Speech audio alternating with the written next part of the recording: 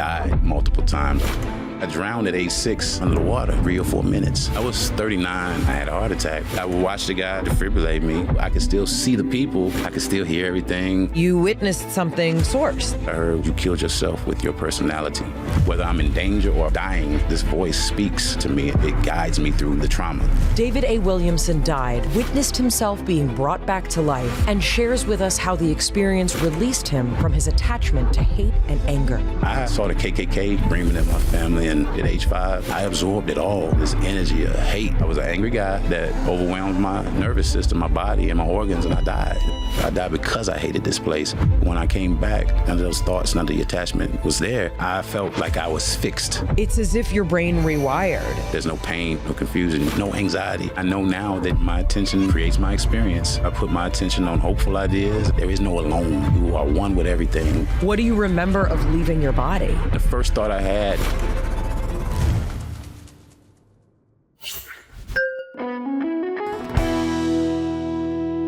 Hi, I'm Mayim Bialik. And I'm Jonathan Cohen. And welcome to our breakdown.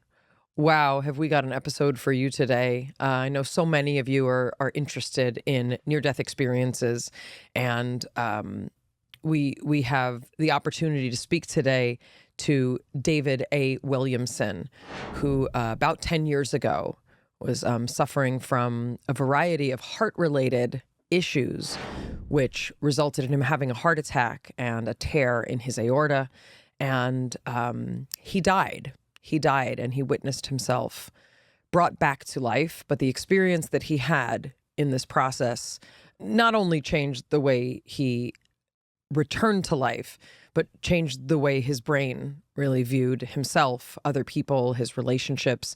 It's one of the most profound shifts that we have ever heard from a near-death experience. What's particularly unusual about this NDE is when David died in the hospital about 10 years ago, it was actually not the first time he had died. When he was 6 years old, he experienced an unbelievable NDE related to drowning. He believes that it was some of those experiences that actually carried over into the NDE that would happen decades later. David describes what he experienced in the afterlife, the black void that he saw, the light, the beings, and what he saw at the edge of the universe. David A. Williamson, welcome to The Breakdown. Break it down. thank you for having me. You come highly recommended, not just as an NDE survivor, but as a human being from our friend Betty. And we're so glad to get to talk with you. So, David, maybe you can take us back 10 years or so to what your life was like, where you were living, a little about where you grew up. Okay. Who's David? Yeah, I'll go back because I drowned at age 6. And in the most popular video, I didn't really even remember it. Wow. Well, I didn't recall it as a trauma, because I didn't integrate it as a trauma. But as a kid, I was in Yanceyville, North Carolina. Like Huck Finn, like everything I was in nature all the time. I loved being in nature. I used to dig holes in the ground, and anything I found was a treasure to me. And I would, instead of using lunch boxes for lunch, I had rocks and bugs and all these treasures that I would collect, and I would keep them there. Everything was magical to me as a child. I felt I had spiritual gifts as a child. I had lucid dreams often. I thought I was a bird. I had sleep paralysis, which I didn't like, but I learned how to manage. I heard people's thoughts. I could feel what people were feeling. I knew when adults were lying, and I didn't. So I lost respect for authority very early, and I just figured that I had to figure stuff out. And that's my mom. My mom would send me to people when I had questions. My uncle was a bishop, I think, at the time, a deacon at the church at the time, and I would ask him questions, and the answers I didn't ever really like, And she would ask me, "Did you get your questions answered?" And I was like, "Nah," but I'll find the answers, because I always knew that if I dug for stuff, I would figure it out. Like it's the same as digging holes in the ground. If I dug, I would find something always. So my effort, I would say the effort to just learn and grow and understand reality was, my mom encouraged it. She always bought me books. There was these, I think Publishers Clearinghouse, where you buy, it would be 5 books for 5 cents or something like that. And it was a lie because you had the processing. So it would turn into about $40. And I thought every time that it was, actually, I thought that it was 5 cents. So, and she did it for me every single time. Wow. And I didn't know how much money she was spending on these books. But the books that I was asking for, even at 5, 6, were like The Secret Teachings of Christ, the Gnostic, like Gnostic texts, you know, and just religious stuff. I was raised Christian, and I just wanted to understand it. I didn't want to just believe it. I wanted to understand it. And most people were like, certain things you're not supposed to understand. And I hated that because I was like, at what point do you stop trying to understand before you just say some things you're not supposed to understand, you know? So for me, it was always, I'm going to understand it. These are some remarkable abilities which people who experience NDEs often report that they had practice in their childhood, either practice leaving their body, practice dissociating. Did you have siblings? Were you the special one in your family? Like, what was going on in your house? I had an older brother, but my little sister, I was 15 when she was born. Wow. So she wasn't around then, but my older brother was more funny. And honestly, if it were not for him, I don't think I probably would have left here very early as a child, because I didn't want to be here. I knew that I didn't want to be here very early in my life. And I think that's why I've died multiple times. I've almost died even more than the 2 NDEs. And even in the time where I almost died, I heard a voice guiding me through the process. So it's like, whether I'm in danger or about to die or dying, this voice speaks to me, and it either gives me warnings or it guides me through the trauma, to where I can say with honesty that there is no trauma that I can point to easily that's stuck in any way. I have to go dig it up and figure out how it's affected me, because it's never a memory that I'm going to have and be like, that was so traumatic. Nothing was, because his voice was always talking to me through the entire thing.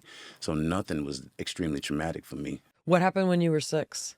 I went to a summer camp and saw the kids in the water. I couldn't swim, but I saw that they had life jackets on. So I saw a life jacket on the dock. No counselor was around. I put it on as best I could and just ran and jumped as high as I could in the water. And as soon as I hit the water, the life jacket stayed at the top. Oh, no. And I went down like a rock. And I'm just going down. I don't know how to swim at all. And I didn't make any effort to go up. I just had my arms beside me, and I was calm the entire time. Oh, I just got I was chills. just going down, and I'm going down, and I remember having a thought, like, I'm not going to be able to hold my breath for much longer. And then it was black. You know, everything was black. And then a voice said, if you can touch the bottom, you can push yourself back up. Oh, my God. And I responded to the voice, I'm just going down. It doesn't seem like I'm going to touch the bottom. And then I floated back up. And as I'm floating back up, I became conscious again, because I could see the light coming through the top of the water at some point. And then I saw a splash. And when I saw the splash, the ripples of the water radiated from the splash, and the light shining through captivated me as a child. And I stared at it for a while, like drowning. None of that was in my mind. I was still under the water, but that held my attention so intensely that I stared at it. And what I could see in hindsight is that it was the circle and the dot, the radiating circle that's the symbol of life in all cultures. Like all over this world, this circle and the dot is a symbol of life and creation. I didn't know that then, but it meant something to me, and it stuck. Sorry, did somebody pull you out of the water? Pulled me out of the water. I sat on the edge of a dock, and I sighed. I got coughed twice, and I sighed. There was no pumping water. There was nothing like that. And but I turned around and I looked behind me, and it was chaos. Like people were crying and passing out. There was people running down from the top of the hill to the water because everybody thought I was dead. I asked my brother 2.5 years ago, I said, were you there when I went under the water? And he said, yeah. He said, everybody thought you was dead. He said, people passing out, screaming. He said, they were looking at me. He was 8. He was 2.5 years older than me. He said they were looking at me like I was supposed to do something. I couldn't swim either. I wasn't going to jump in and save you. You know, it was like I didn't know what to do. And I asked him, I said, well, how long was I under the water? And he said it was no less than 3 or 4 minutes. But that's all it takes to die. Yeah, I couldn't hold my breath for a minute and a half. You know, we used to time it. We used to have competitions sure. as a kid. Before we had cell phones, we just had do dumb contests on stuff. how long, Yeah. how long can you go without blinking? That was a game on the bus. Exactly. We did that. So I knew that a minute and about 30 seconds was around my Yeah. So when he said no less than 3 or 4 minutes, he said everybody thought I was dead. He said it was just, you know, people were, it was like the crying, and he said the screaming. He said it was from people who just thought I was dead. And you were just, Yeah. you had some calm. It was never traumatic at all. I'm fascinated by like who pulled you out. That splash was a pole. Oh. Yeah, and I grabbed it. After I stared at it for a while, I grabbed it and I got pulled out. Yeah. You had to come back, right? Like it was dark, and then that process, and then you had to make a decision there in some way, like to have the wherewithal Yeah. Yeah. to grab that. And I don't know, honestly, and this kind of is the feeling that I have about as a child. I know I didn't want to be here. And maybe the pause was that. Like, maybe I'm just going to stay, because I definitely paused for a while before I grabbed the pole. I don't remember the thinking, but I do remember being captivated by those rings and not really interested in coming out of the water in that moment, Mayim Bialik's Breakdown is supported by Surfshark. Most people use public Wi-Fi without thinking twice about it, and those people are me. I used to do this all the time. You know, you like want to read that one text or like read emails super quick or spend all your time waiting for your plane while being on public Wi-Fi. Imagine my surprise when Jonathan said that anyone on that Wi-Fi can potentially see your data. What? That's why we use Surfshark. Surfshark is a cybersecurity company that effortlessly secures you online. Surfshark VPN keeps your online activity private by hiding your IP address and ensures your data is encrypted, making your online activity much harder to track. Oversharing online, even small details, puts your personal information at risk. Once it's out there, it is very hard to erase. Surfshark protects your connection, devices, and personal info in one place. And the Surfshark app is very easy to use. One account secures unlimited devices, so your entire household is covered. Alerts monitor your data for leaks, and the email scam checker protects against phishing attacks. With Surfshark, you can prevent public Wi-Fi dangers, secure your financial information, and access content securely while traveling. With the stress of planning our summer travel, we're so happy the one thing that we don't need to worry about is cybersecurity. Go to surfshark.com/Mayim or use the code Mayim at checkout to get 4 extra months of Surfshark. That's surfshark.com/Mayim, code Mayim at checkout for 4 extra months of Surfshark. Pay for one tool, protect all aspects of your online life. Mayim Bialik's Breakdown is supported by Jones Road Beauty. I'm sure you're not surprised to hear that I'm pretty particular about my makeup preferences. I like a natural look, but I want it to feel natural. I don't want anything that feels like heavy or caked on, and I don't want to use a ton of different products that take so long to apply and involve a lot of different equipment. That's why I am extremely excited about Jones Road Beauty's Lippy Stick. It's an effortless, natural look that I really prefer. There's no complicated routine about any of their stuff. No brushes. You can just use your fingers with this one and go. The Lippy Stick has absolutely simplified my routine, and it gives me like my skin, my look, but better in under 60 seconds. The best part of Jones Road Beauty is that all of their products are actually good for your skin. Every formula is packed with skin-loving ingredients. It nourishes instead of clogging or caking. It feels natural, and honestly, it can look like you're not wearing makeup at all. And all Jones Road formulas are clean and high-performing. No phthalates, sulfates, petrolatum, PEGs, cyclic silicones, EDTA, or BPA. Clean beauty is a no-brainer. Their products are dermatologist tested and packed with skin-loving ingredients like ceramide, squalane, and sodium hyaluronate to nourish while you wear it. Modern-day makeup that's clean, strategic, and multifunctional for effortless routines. For a limited time, our listeners can get a free full-size mascara on their first purchase when they use the code BREAKER at checkout. Just head to jonesroadbeauty.com, use code BREAKER at checkout. After your purchase, they'll ask where you heard about them. Please support our show. Tell them we sent you. What did hearing lies and knowing someone was lying feel like? How did you tell that they were lying? It felt like tension. It felt like noise. It felt almost like like you when you're talking to the microphone too close and you get feedback. Yeah. It's kind of like that. Yeah. They're saying something and then something strikes it. It's like, that's not true, and I knew it's not true. Sometimes I literally heard words, like people's thoughts. And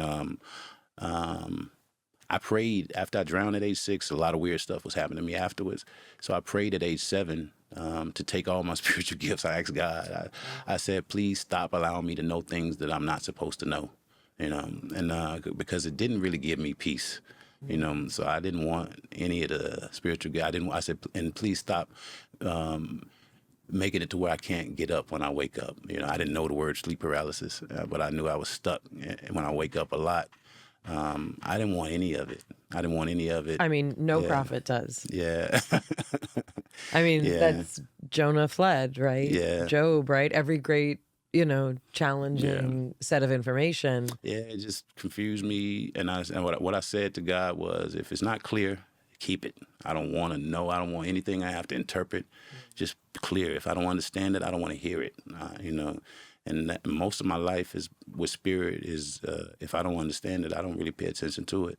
And for me, the point is to ground it. I want to ground it. I want to understand it. And some of that tendency, I think, comes from just memories of previous lives, even to where I understood this stuff. And it's like, now this life doesn't send a certain spiritual knowledge to where it's like, I'm just remembering it now. It's because it's not being presented in this time in the way that it was in older times. And so I remember stuff, and I have to ground it. I don't like to just say stuff that I hear, because it sometimes ain't grounded, but I really do have a mystical type experience. But my orientation more is, I was so traumatized by the mystical stuff when I was a kid, to where my adult orientation is receive the mystical information, make it make sense, like integrate it and ground it, versus receiving information and then screaming from the rooftops. Because you will get judged. You have to integrate information, mystical information, into the time that you're in, or you will be a pariah. What this makes me think of is when we spoke to Dr. Pasulka, Diane Walsh Pasulka, who talks about how, maybe the language of our times, for example, talks about aliens. Yeah. But maybe thousands of years ago, we talked about angels, right? Yeah. It's like whatever the language is that we try and wrap our head around, what if it's the same God, the same spirit? Yeah, even with alien talk, I know we got away from the NDE stuff, but even No, with we'll the get alien back. talk, some of the words from ancient texts, it has nothing to do with alien. It's lords. Some of them are very specific too, though, and it could be alien, like sky people, people from the sky. But we've turned it into a lot of imaginative stuff, and a lot of the translations, they're just not. They're not accurate. I mean, we've gone. This information has been available to humanity for at least 12,500 years. We just tell bad story. We turn them into personal trauma narratives and turn each other against each other, instead of assimilating the information back into a coherent one humanity story, which it was, in my opinion, in the beginning. The oldest stories didn't separate us from each other. It was humanity. It was who was being spoken to, and that's my orientation, especially after the second NDE that I remember, that it was oneness. There is the things that even angered me in my life that led to my death stopped mattering, because those things were based upon the assumption that I am something other than you, and versus we are a part of a system and we are one in it. Okay, so let's go back. You said a lot of things started happening after this drowning. Yeah. Can you give us some examples of some other experiences you had and how, little you made sense of them? I was seeing Hiroshima and Nagasaki, like the nuclear bombs exploding, and it felt like I was there.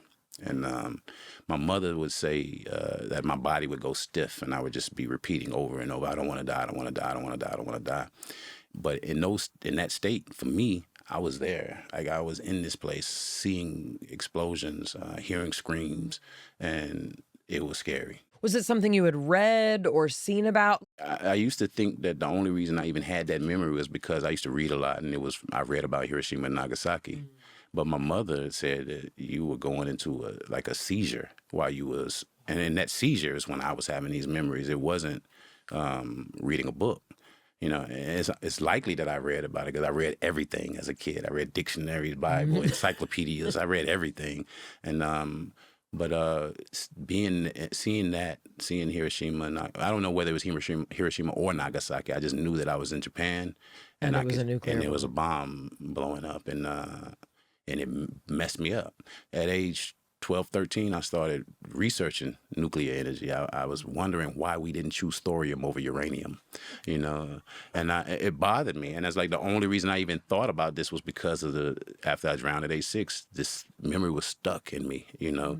And another thing I was seeing was, as a child, I hated seeing dead animals in the road. I always felt like there was a better way for us to create roads and that was more in harmony with nature, you know, and create cities more in harmony with nature. I hated it, the way that I hated riding by a big deer and people not even look at it.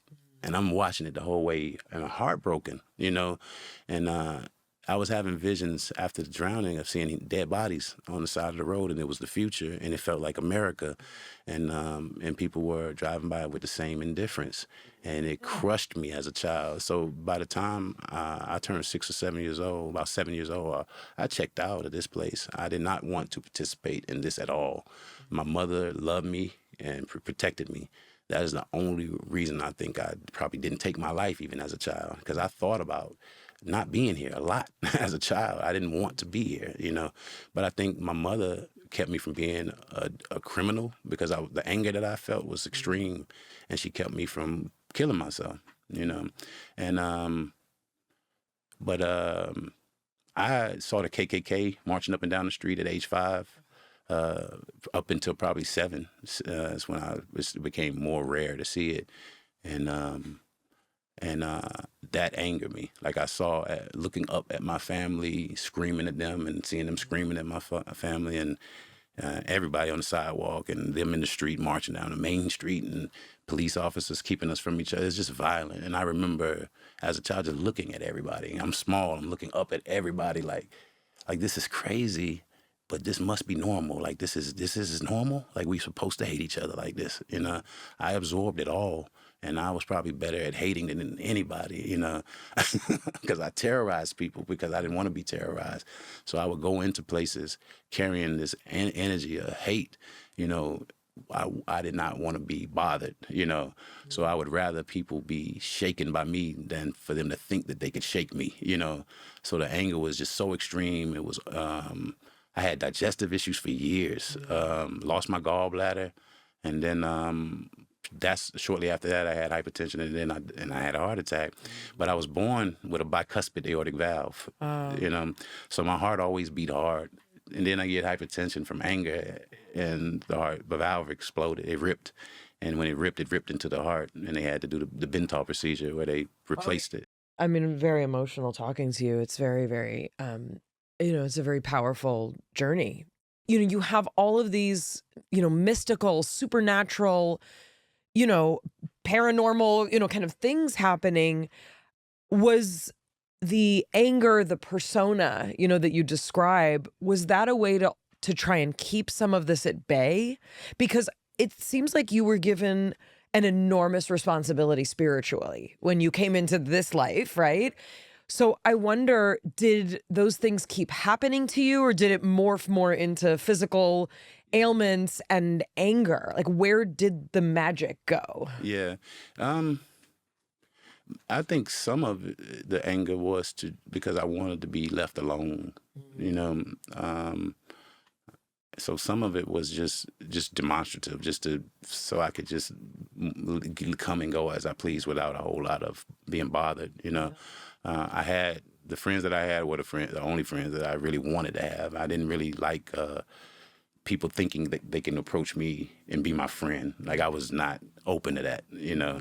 But the people that I liked, and I wanted them around. But anyone else, it was like, you know, it was disruptive to me. Like, and the way that I sometimes said it is that people were noisy, and I didn't like the noise, you know. So I would try to stay away from a lot of people, and the people that I resonated with mostly were people whose energy was predictable, like I understood it, or it was quiet.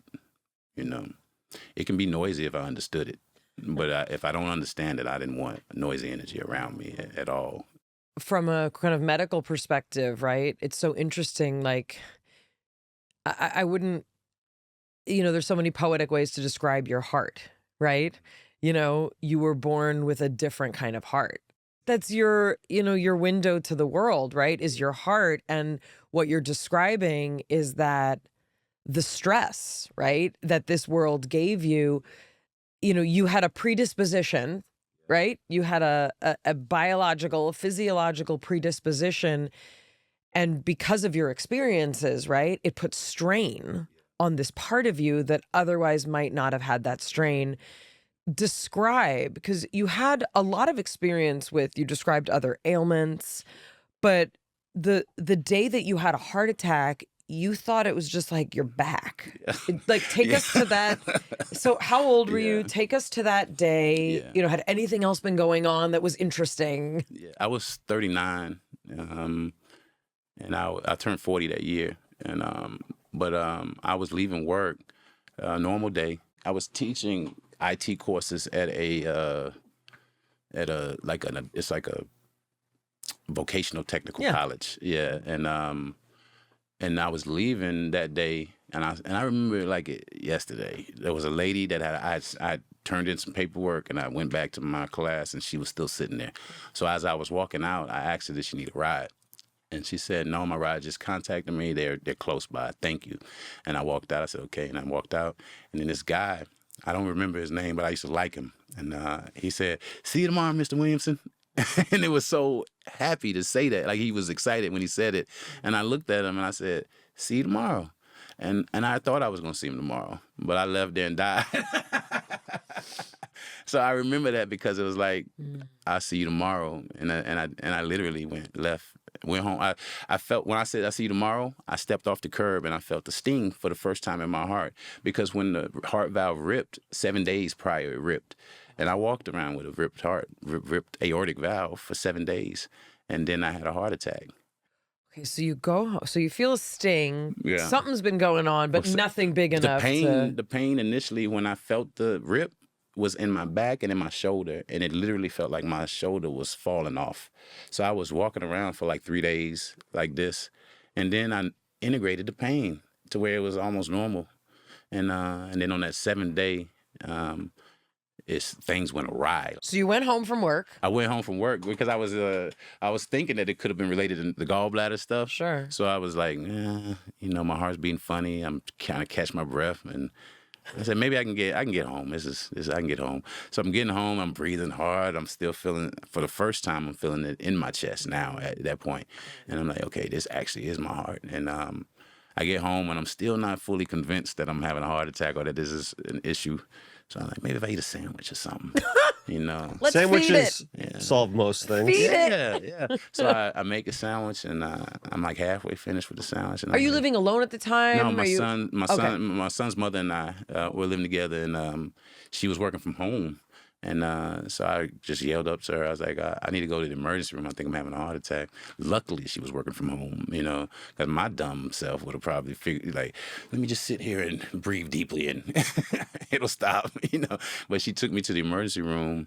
And when I got there, I was very close to death at that point. And the guy was trying to get me to sign paperwork, and I cussed him out. Like, my hands were shaking. I was like, what kind of paperwork you think I'm going to be able to sign? I said, I'm dying, man. I'm in a heart attack. I cussed him out. I didn't say that. Those words are nice compared to what I said to him. But as soon as I started cussing him out, the doors opened and a gurney came out. So he had already called the people, and I apologized to him later because I felt, after the NDE, I felt like that behavior was just... terrible. Yeah. And I'm not. You can say, you can use whatever curse words you want. I'm curious, when you are actively dying, what are the things that you yell at the dude at the front desk of a hospital? I Meaning you were at a level of like anger that was right. Extreme. I was like, the fuck are you putting these papers in front of me for? I can't sign anything. I'm just shaking. I'm in a bad state. I was angry. And he looked and he didn't even really, he kind of just still had the paper and the doors open. And he didn't care. It didn't bother him. But because even when I apologized to him, he was like, man, people come in here dying. He said, I'm not going to judge that, what you say in that state, Okay, so the gurney comes out. And less than 20 seconds after being on the gurney, I was gone. But I remember getting on it, going through those first doors, and then seeing a curve. And I'm taking this curve, and I see the doors, the double doors that I go through for where they defibrillate me and all this stuff. But I see those doors. But I remember, I just felt tired. So I remember rolling over on my left side, and I put my hands up like that. And I was like, the last thought I had before I closed my eyes was, this is going to be some amazing sleep. And for me, in that moment, what it felt like was I went to sleep. But as soon as I closed my eyes, nothing stopped. Like, nothing stopped. What do you mean? Like, I kept experiencing. Like, I closed my eyes like I was going to sleep. But I could still see the people. But it was blackness, but I could see dots of light where the people were standing. I could still hear everything, but it was like underwater. Nothing really stopped. Like, I was still experiencing myself inside of a body, but it felt like the body, like I'm an IT guy, it felt like the body was in a shutdown process, and everything was strange. Like the first seeing, once I got inside of the room through those doors, I started coming out of my body, and I could see from the above now. Had this happened to you before? Not like that, like the dreams, like the lucid dreaming. Right, but what does that feel like what do you remember of leaving your body? It was almost instant, and it was seamless. I was watching them from what was like this angle, because I was laying in the gurney. I was watching them that way, and I could see the dots of light. I couldn't see people. It was just dots of light where the people were. And then, boom, I was looking down, and I could see the people were where the dots of light were, the dots of light were. So I knew that those dots of light were where the people were standing, And you're thinking whole time. Yeah. And the first thought I had when I came out of my body, it was like a human thought even. It was like, so this is how it happens. And then that went away, and then I looked at, I couldn't really see my body because there was so many people around me, but I had no interest in my body. I was looking at everything around, the people, watching them defibrillate, watching everything. And I heard a phrase said, he's dead, you used to live there. And his body, his mind, and his ego is dead. And I responded. Same as when I was a kid, and he said, if you could touch the bottom, I said, well, what am I now? Because I'm still experiencing, and all of the words came in at the same time. It was like light, love, consciousness, awareness, soul, spirit, and I understood that. And the next phrase that I heard was, you killed yourself with your personality, and I completely understood that. And I remember having a thought like, it was like a really brief thought, but it was like, dang, you blew it. It wasn't like sadness. It was like realizing that I had this opportunity and I didn't take it, but I'm in a perfect state now. So there's no woe is me. It's more like, dang, I just missed that. That was a life that I could have lived, but I spent the bulk of it just mad at the entire planet and not wanting to be there. And it's like I felt like I wasted that life. Mayim Bialik's breakdown is supported by Cove Pure. Most people know there's chlorine in their tap water. They smell it, they shrug, but then we just drink it anyway, right? Because we've been told that's what keeps the water safe. But what we haven't been told is what chlorine becomes after it's added to your water. And what we found out is why we now filter all of our water through Cove Pure. Chlorine itself isn't even the biggest problem. Chlorine levels in your water are regulated, but what's not regulated is chemicals that form when chlorine reacts with naturally occurring organic matter in your water. Particles from rivers, soil, plant matter that make it through the treatment process. It creates chemical byproducts called THMs. The government itself calls THMs probable human carcinogens, and they've been linked to disruption of your gut and also linked to cancer. Those pitcher filters that you get at the store will not fix this. They improve the taste of chlorine, but THMs require something far more powerful, and that's exactly what Cove Pure is. Their Clearwave reverse osmosis technology is certified to remove up to 99.9% of contaminants. It's not just chlorine or THMs, fluoride, PFAS, pharmaceuticals. If it isn't water, Cove Pure removes it. The best part of Cove Pure is that it really does make the water taste better. At first, Jonathan and I looked at each other and we couldn't believe it. We can taste the difference. I was very skeptical at first, but it's literally our favorite water. Clean water is one of the best investments that you can make for you and your family's health. And because we've partnered with Cove Pure, they're giving you $250 off if you use our link. Go to covepure.com/breakdown right now. That's COVEPURE.com/breakdown. Don't wait. Mayim Bialik's Breakdown is supported by Element. Element has a new flavor that we're very excited about. I was happy with all the flavors that Element already had, but then we found out about lemonade iced tea. Delicious. Same great electrolytes and taste, but with black tea extract so that you can still get your caffeine boost without the mid-afternoon energy slump. Turns out caffeine doesn't actually give you energy. It mutes the signal that tells you that you're tired. So when it wears off, that's the crash that you feel. Isolated caffeine, the kind that's in most energy drinks, hits harder and drops faster because there's nothing in it to smooth the curve. Enter Element Lemonade Iced Tea, which uses a full black tea extract, caffeine bundled with L-theanine and polyphenols, and a meaningful dose of electrolytes free of sugar, artificial colors, or other dodgy ingredients. It's built on the same formula as Element's core drink mix, sodium, potassium, and magnesium at levels shown to support optimal hydration. The result is a noticeably steadier feeling, less spike, less drop, without the crash that comes from most caffeinated drinks. Get a free 8-count sample pack of Element's most popular drink mix flavors with any purchase at drinkelement.com/Mayim. Find your favorite flavor or share with a friend. No questions asked refunds. Try Element and see how you feel. If for any reason you're not satisfied, Element's customer service team will take care of you. I would watch the guy defibrillate me. Like, were people freaking out? What's it like when someone dies in the room? There was a woman sitting in the back of the room in the left, and she was holding her face like this, like she was either new, but she wasn't involved in the resuscitation. Like a nurse or something? Maybe, but she sat there. Maybe she was the person to record the time of death. I don't know, but she just sat there. But she was distraught, and I kept trying to talk to her. Like I literally was in her face. In my mind, I was in her face, trying to communicate with her. She couldn't hear me or see me, but I was trying to explain to her that this experience was beautiful. And I had never experienced nothing that's beautiful. And there's no pain, there's no confusion. Like, you shouldn't be sad. You know, he's dead. That body is dead. But I'm right here. I'm right here talking to you. Like, I wanted her to hear me. And I almost feel, I knew that if I had stayed there long enough, I would have learned how to talk to her. I would have learned how to make her hear me. That's what I truly felt. Like, I could have made her hear me.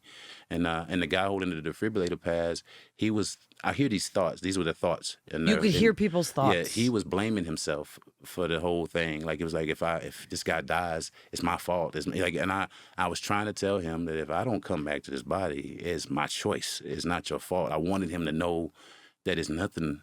It ain't got nothing to do with him, you know. Also, let him keep trying. Yeah. And there were other people, right? And none of them, those people seemed to be, the way that I felt it at first when I came back, the way I described it was they just didn't have, they weren't emotionally invested, you know. But the way that I look at it now was they weren't emotional. They were just focused on saving me, and they saved me. So if they had been in there shaking up like the woman holding her face, and even the guy with the defibrillator pads, I think he was keeping his cool, but he was shook up. But if those other people had been as shook up as those two, I probably wouldn't have made it, you know. So those people that I initially thought were not caring, they were just focused. And there was no huge emotional signature. Yeah. You know, so I didn't have to pay attention to them, you know. That's interesting. Just as a side note, you know, it takes all different kinds of people, right? Yes. And when I look at, you know, people who, you know, firefighters, right? People who run towards a tragedy, or even just everyday people, right? There are certain people who have the capacity to not have like, for me, like, everything is difficult. You don't want me being a firefighter. Like, you barely want me like making breakfast in the morning, you know? Yeah, but as a neuroscientist though. Well, Is that but the it's amygdala? no. Well, I think it's funny because I wanted to go to medical school and I wanted to be a surgeon, Yeah. but I did not have steady hands. Yeah. And I think part of it was that I did not have that personality. Yeah. And that's why when you meet neurosurgeons and fighter pilots, right? They've got a very like specific personality because you have to be able to regulate Yeah. that. But what's interesting to me and other people we've spoken to who have had NDEs have talked about is in that state that you were in, you were able to pick up on emotional signatures. You could almost sense like intensity, right? And where to take attention. Kind of even how in my life, how I chose friends, it was way more intense out of the body. It was that lady's sadness, her being distraught that I was dying. And when I was out of my body, she didn't look how she looked when I came back to my body. She looked like my aunt, who was in a hospice setting at the time that I was having a heart attack, who had several heart attacks. So she had been back and forth probably several times. And she was sitting there, and I was loving her. Like, this is my aunt. And my aunt is my mother's twin sister.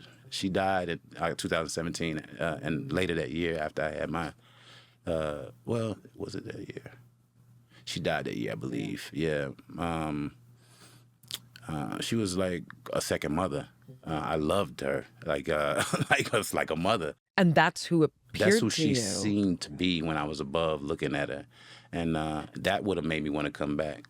You know, if I had saw the young lady that I didn't know, I probably would have tried to console her still, but I wouldn't have cared to come back. Like my aunt convinced me, I think, to keep my attention there. So you're watching them defibrillate. You're watching this whole thing. You're kind of interacting with this woman and you're hearing all the thoughts. So what ended up happening was a series of minutes, right, that you were watching. Did you have any of the sort of classic NDE things that we talk about? Was there a tunnel? You know, you mentioned that there was love, right? You had that kind of like love spirit connection. What else happened in that time? There was no tunnel. I was watching all of the things happening in the emergency room, trying to communicate with the people. And then at some point, I just kind of look up. And when I looked up, I shot through. It's like I just shot up through space. It's like I saw the ceiling for a quick second, and then I was in space. I was in a void. It's extremely black, dense area, but I knew it was not on this planet. I knew I was in space, and this void felt like it was dense blackness, like tangible, like I was moving through this blackness. It felt like velvet as I was moving through it, and it was communicating with me the entire time, like whispers, voices, images in my periphery. But when I turned my attention directly to the images that were in my periphery, they disappeared like smoke, and I understood that. Like I said to myself, I said, everything that I saw that amazed me, I said, I said, so everything is here, but nothing is here. And I knew it. I knew that this was like a source of physical reality. It's like it feeds physical realities. It even is connected to the other dimensions, and it feeds from there. It pulls from the. I don't understand all of this. I'm not a scientist. I'm an IT guy, so I don't get to come here and start telling people about things that I don't have a lived experience. No, that's why I say I have to ground things and try to speak about it with people who are experts. And Well, who are I mean, look, I mean, you're the you're the expert in you and your experience. Yeah. So, but the thing that I instantly was drawn to is what you're describing is the best explanation that rabbis and priests and ministers tried to give to explain what nothingness is before God created something. And the description in the Old Testament is, you know, how could there be nothing, right? Meaning, like, how do you describe nothingness? What could nothing be that gives rise to something? And if something's nothing, you can't describe it. But what you're describing is like the best explanation that I've heard. It's a dense, you know, blackness that has no place or space, and you can't, you know, like, you witnessed something source. Like, that's the best that I can understand. It was beautiful. Like, it felt like home. It felt like, for me, I didn't want to leave the void.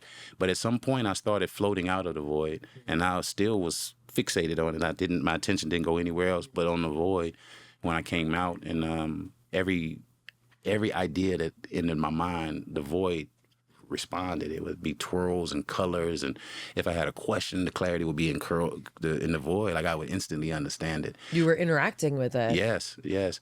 As a child, 18, 19 years old, I drew this picture of black holes in a series because in my mind, I was like, they can't be random. Black holes have to communicate. They have to interact with each other. And I said, there are small black holes that may be mobile, but these big ones are fixed and they work together. Like 8 or 9 years later, I read a paper from NASA that pretty much confirmed everything that I was trying to explain with this picture that I drew. And I have the picture that I drew. In my mind, these are black holes. I'm showing where the event horizon is, and I'm showing how the energies from each other black hole interacts at the event horizon. Neil deGrasse Tyson was talking about that. You're in this void, and you mentioned that you put your attention, your consciousness back on yourself in the hospital room, and then that's when they revive you. Yeah. Do you think that it's your attention that reanimated you, or do you feel like you became reanimated and then it sucked your consciousness back? That's a great question, because the best word to describe what I felt like I was when I was in space is attention. And I've said this a lot. I believe that you can say words like awareness, consciousness, soul, all this stuff, but in that state, the attention was what guided the experience. Wherever I put my attention, that's where my experience happened. I understood everything. Once I said the distance between me and what I looked at disappeared. Like the movie, I always say this because this is the only way I can explain it. The movie The Grudge, when the girl comes out of this well and she comes towards you and they make the distance between her and you telescopically disappear, the distance between me and anything that I looked at and said, telescopically disappeared. I don't know how much space I was covering, but no matter how far away it would be like 3 little shakes, and I would be there. The description of how you can move through time and space without the limits of space-time. You could say it's his consciousness was there. I traveled. That's all I wanted to do was travel. And I saw the light. I didn't want to go to the light. What'd the light look like? A big star. Like yellow, white, red? Right, brilliant white. Brilliant white. Sparkly? Very. It was like a star.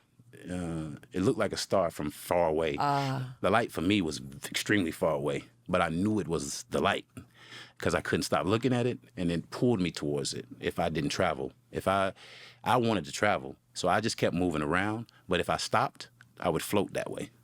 I didn't want to float that way, so I just kept traveling. I wanted to learn. I wanted to experience. I wanted to see, and that's all I did was travel. I saw asteroids. I saw everything, and I wanted to understand it. I saw an asteroid that looks like an asteroid that NASA has taken images of. It has a band in the middle of it. I saw it, and I moved around it and looked at it, and I saw an image of NASA, and it looks like the exact same asteroid. When I came out of the void, to me, that's what it was. It was a black hole, in my opinion. And the reason why I say that is because space was black, but the void was blacker than space. And there were more than one. Like I could look out into space and see several of these voids in different places. And so I understood that it wasn't just one void, but this void somehow seemed to be very connected to this experience. And the reason why I say that is because when I came out of the void, there was a star forming region there. And I didn't know the word. When I looked at it, I didn't say, that's a star forming region. When I looked at it, I said, and that was it. And then the space between me and disappeared, and I was there.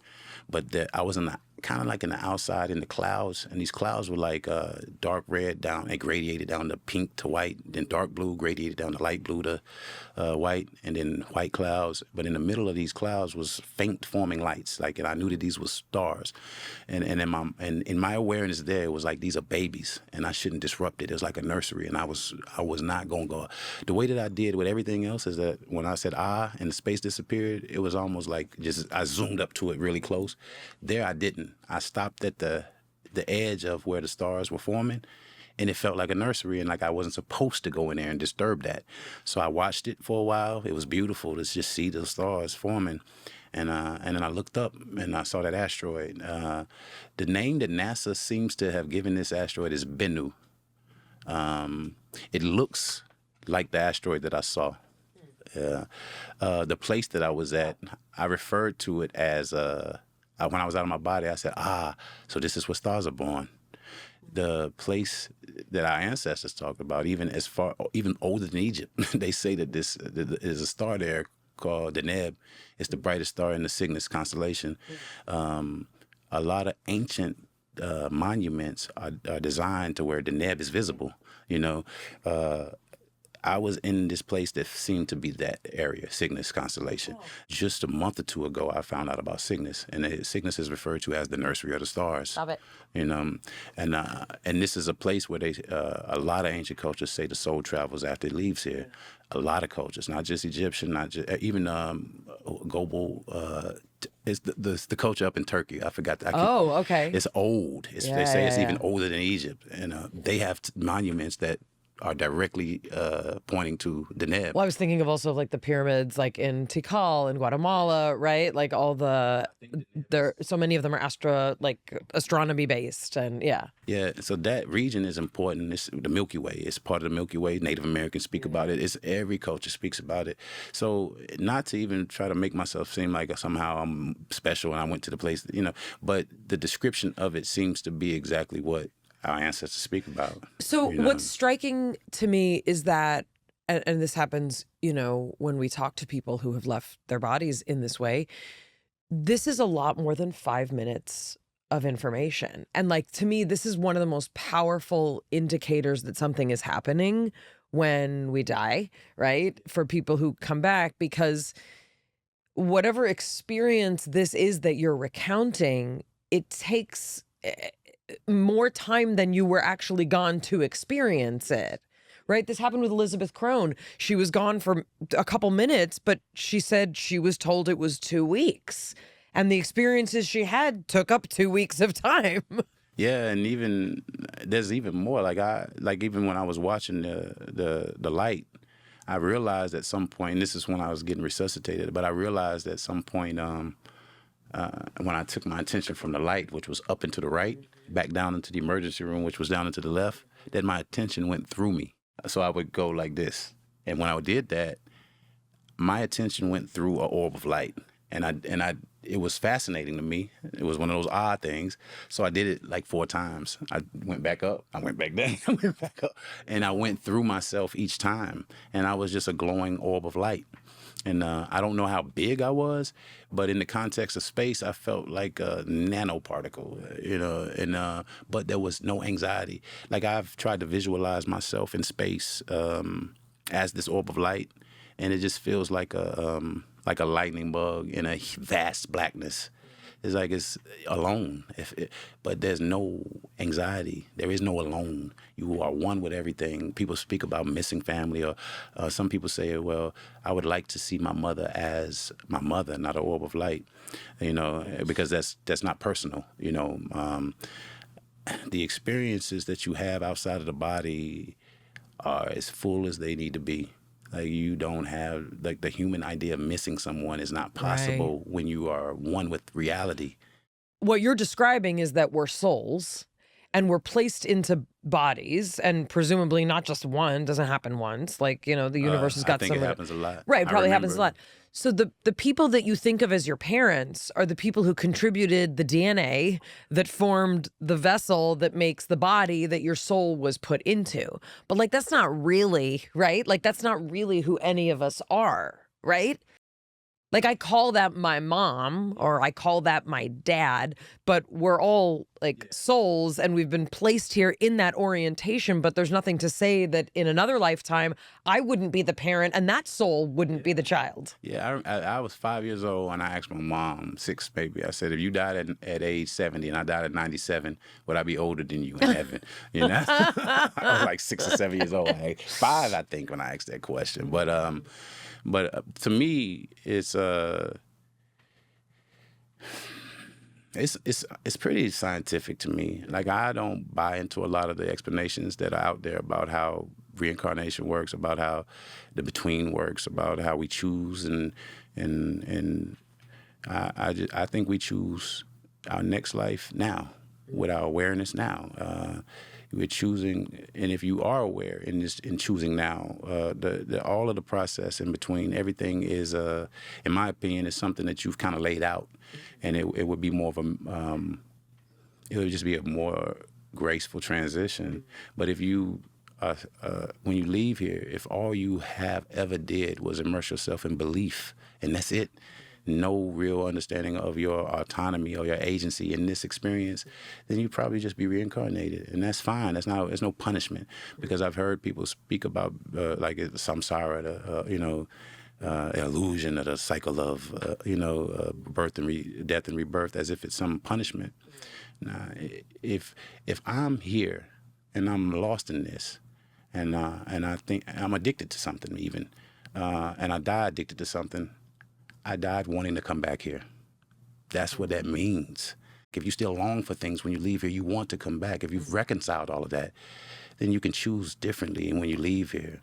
But if your spirit is so stuck in this experience, other parts of you are going to return back to this experience. The Zen Buddhist notion is you will repeat it. Yeah. You will repeat it until you escape it, you know? But to me, it's not escape. I meant escaping any loop of suffering, that there's It's place a loop. where... It's a right. loop. Yeah. Yeah. But there is no other loop I'd rather be in than this.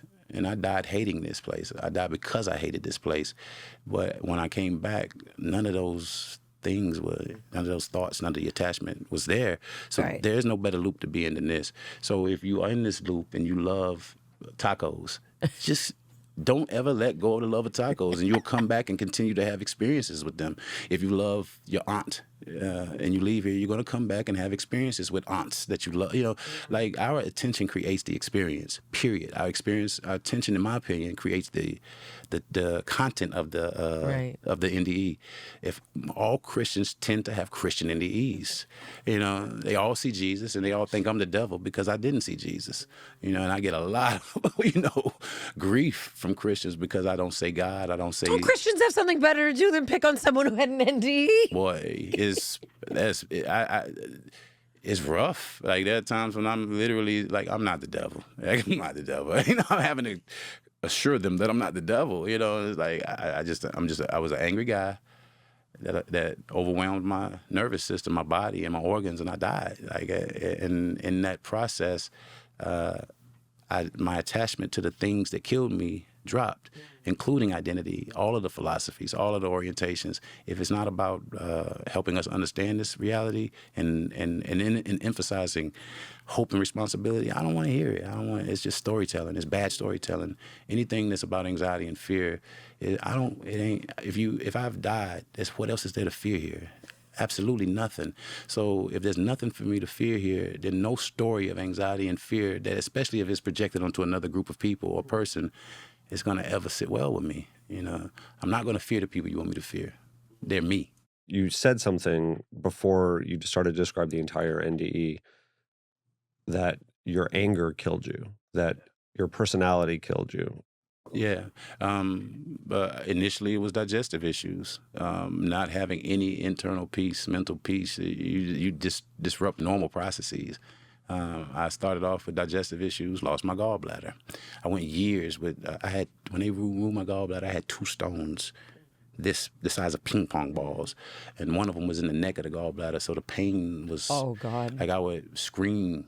All I could do was scream sometimes for 3 hours at a time, and then it would go away, and I'd be like, okay, let's go back to my life. I would never go to the doctor.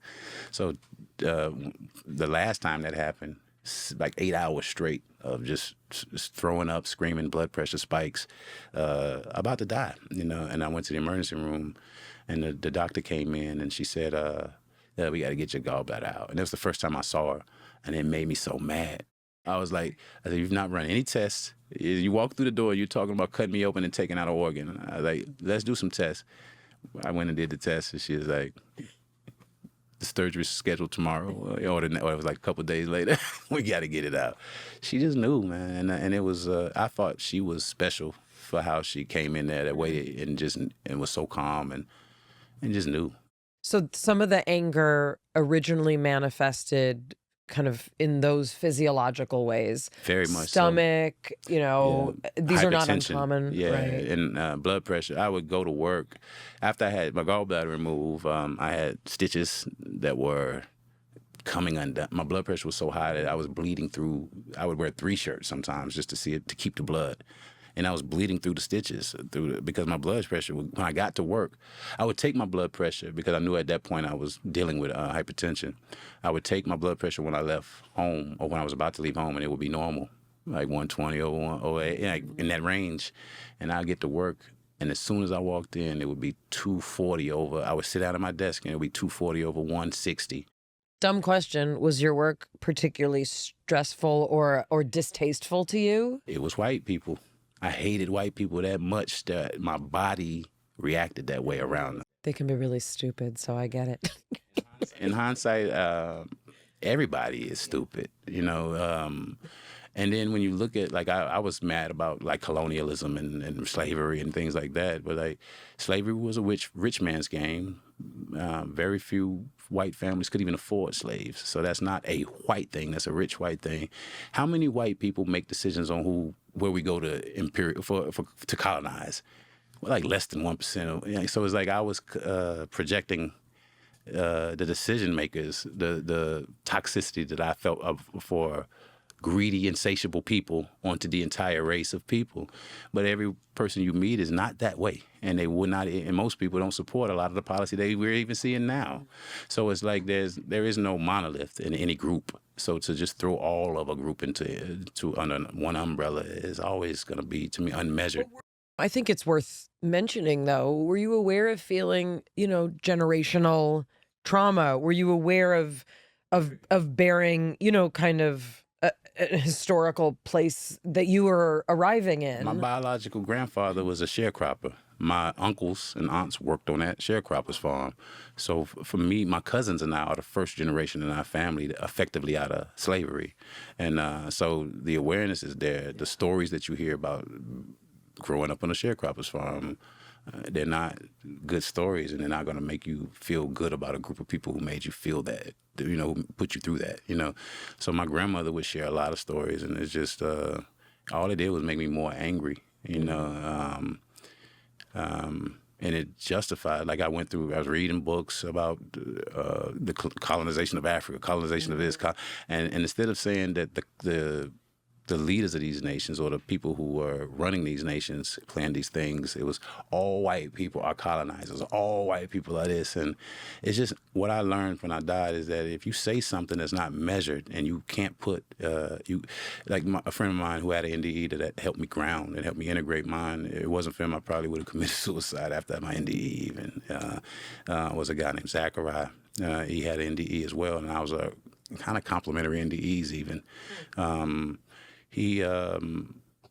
Just talking to him, it really helped me understand the importance of having virtues. Like some things that happen to people who have NDEs is that we have a different thing. It's a different framework sometimes, guiding our behavior. But if you don't have a framework guiding your behavior and you don't have a working amygdala, you can do things to hurt people without understanding it.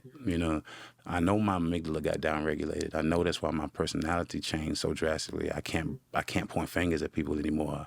I can't. I can't blame anybody, because one thing I know that as soon as I point the finger, I lose agency. I can't fix the problem anymore if I put it on someone else. I want you to take us back to the room where you were being resuscitated, right? Because I want to get to all these points once we, literally put you back in your body. So you have all of these experiences in the void as you're describing it, which sounds like, some sort of jumping black holes, kind of like, it's unbelievable. So at some point you're watching them try and literally bring your dead body back to life.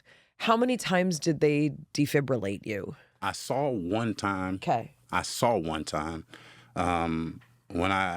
And this is what made me say 4 minutes, is because the protocol for defibrillation is if you don't respond after like a minute and a half, they defibrillate. And then if you don't respond after a certain amount of time after defibrillation, then they do it again. So I opened my eyes, and the guy that was holding the defibrillator pads was leaning in to defibrillate again. So my assumption is that was the second time. Great. Yeah. And what was the first thing you said? It's like these assholes woke me up. That was the first thought I had, was these assholes woke me up. And but I looked at the woman in the corner that was holding her face, and I blurted out almost instantly when I opened my eyes, "Are you okay?" Well, you finally had a body and a mouth To be able to say talk the to her. things that you had been thinking. Exactly. And it just blurted out. And then I looked at the guy with the defibrillator pads, and I said, "Are you okay?" You know, and he cut me off, and he said, "No, are you okay?" You just died. I didn't even. The guy to the right said, "You didn't feel that?" And I think he was talking about defibrillation. And I was about to say, "Feel what?" Because I felt nothing. I felt nothing. And I looked down and I saw this like a gel pack on my chest that had indentation marks that looked the same size as the defibrillator pads in front of me. And I looked and I said, "You really just died." Like my mind caught up. My human mind caught up with it. And it was like, you really did just die. All of those things you saw, you did experience that, and it was amazing, like to be back in the body. So what happens next? Funny part of the story that I just started sharing because I thought it was.